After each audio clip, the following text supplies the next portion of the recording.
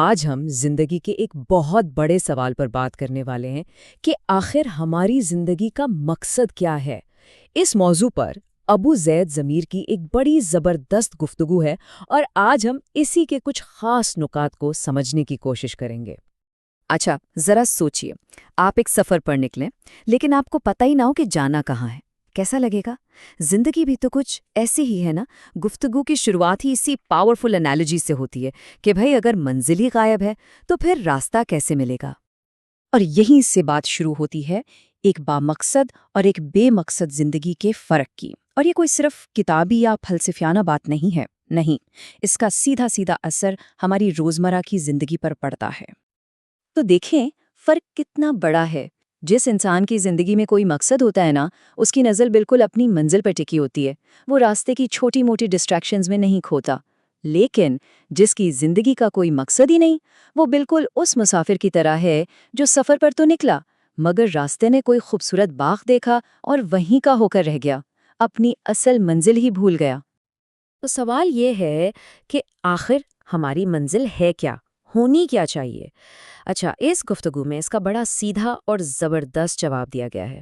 مقصد کے دو حصے بتائے گئے ہیں، دو پہلو۔ پہلا حصہ تو ہے انفرادی، یعنی ہر انسان کا اپنا ذاتی مقصد، اور وہ کیا ہے؟ وہ ہے اپنے خالق کی عبادت کرنا، اس سے اپنا رشتہ مضبوط کرنا۔ یہ سمجھیں کہ یہ ہماری روحانی زندگی کی بالکل بنیاد ہے۔ مگر کہانیاں ختم نہیں ہوتی۔ مقصد کا ایک دوسرا بہت اہم پہلو بھی ہے، اور وہ ہے معاشرتی، یعنی صرف اپنی فکر نہیں کرنی بلکہ دوسروں کو بھی بھلائی کی طرف بلانا ہے۔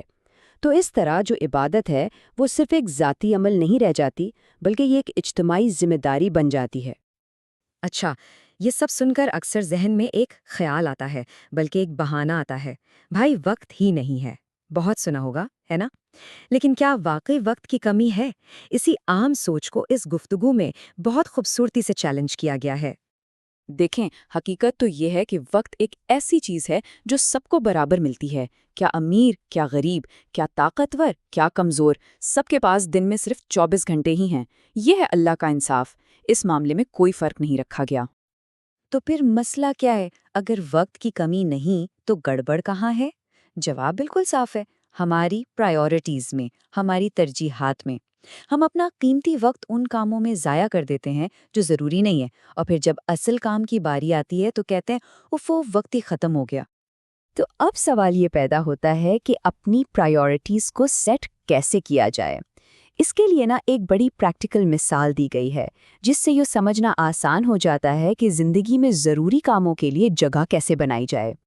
مثال بالکل ایسی ہے جیسے آپ کو اپنے کمرے کی صفائی کرنی ہو۔ اگر کمرے میں کوئی نئی ضروری چیز رکھنی ہے تو کیا کرنا پڑے گا؟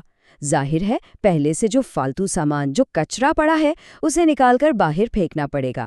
بالکل اسی طرح ہمیں اپنی زندگی کو دیکھنا ہوگا، اس کا جائزہ لینا ہوگا، اور وہ تمام غیر ضروری کام، وہ کچرا نکالنا ہوگا جو ہمارے اصل مقصد کے راستے میں آ رہا ہے۔ اچھا، ایک آخری بات اور بہت گہری بات۔ کبھی سوچا ہے کہ اس دنیا کا سب سے غریب، سب سے فقیر انسان کون ہے، یا سب سے لاچار کون ہے؟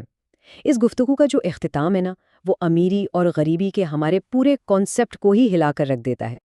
اس پرسپیکٹو سے دیکھیں تو دنیا کا سب سے فقیر وہ نہیں جس کی جیب خالی ہے، نہیں، بلکہ سب سے فقیر وہ ہے جس کی زندگی خالی ہے، جس کے جینے کا کوئی مقصد ہی نہیں۔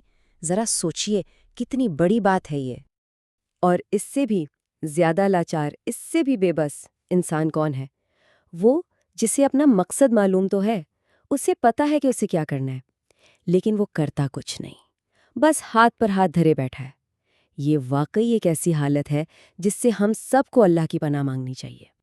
تو آخر میں ایک سوال رہ جاتا ہے جو ہم میں سے ہر ایک کو اپنے آپ سے پوچھنا ہے، ہماری زندگی کا وہ کچرا کیا ہے؟ وہ کون سی غیر ضروری چیزیں ہیں جنہیں ہمیں آج ہی نکال پھینکنا ہے تاکہ ہم اپنے اصل مقصد کے لیے اپنی زندگی میں جگہ بنا سکیں؟ اس پر سوچنا بہت ضروری ہے۔